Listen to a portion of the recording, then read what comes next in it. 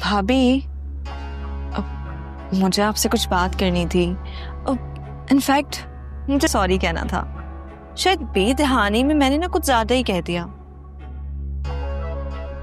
सबिया, तुम्हें बोलने से पहले सोचना चाहिए था कुछ। तुम्हें अंदाजा नहीं है तुम्हारी इस बात से कितना हर्ट हुई हूं मैं। अब जब भी तो मैं आपसे सॉरी कह रही हूँ। कितनी अजीब बात है ना, पहले लोग दिल पे वार करते हैं और फिर सॉरी कहने के लिए आ जाते हैं।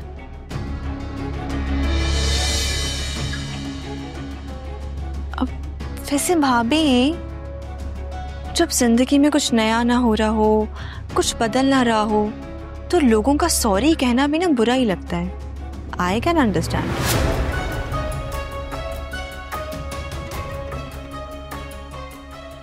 सबिया, मुझे यहाँ बहुत काम है, प्लीज तुम जाओ यहाँ से। मैं तुमसे कोई बात नहीं करना चाहती। अरे भाभी, आप तो सीरियस ही हो रही हैं।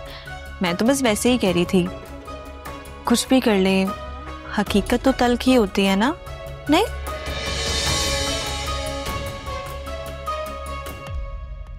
वैसे भाभी, कभी आपको ऐसा लगा हो कि जिंदगी में कुछ कमी रह गई हो, कुछ ऐसा जो आपसे हमेशा के लिए छिन गया हो?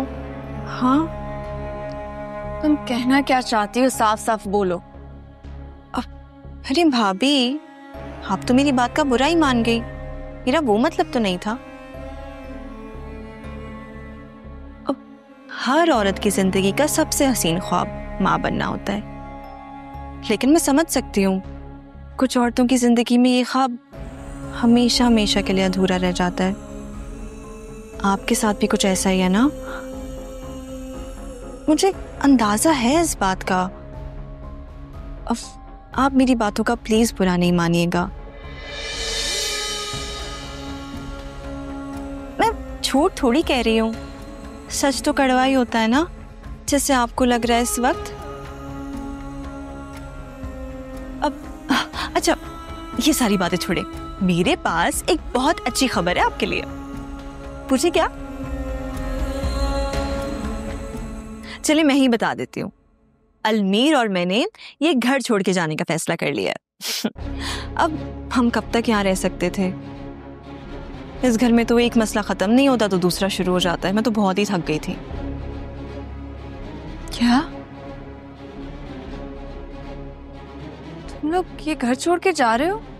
हाँ भाभी, आखिर एक खुशहाल जिंदगी गुजारने का हमारा भी तो हक बनता है ना।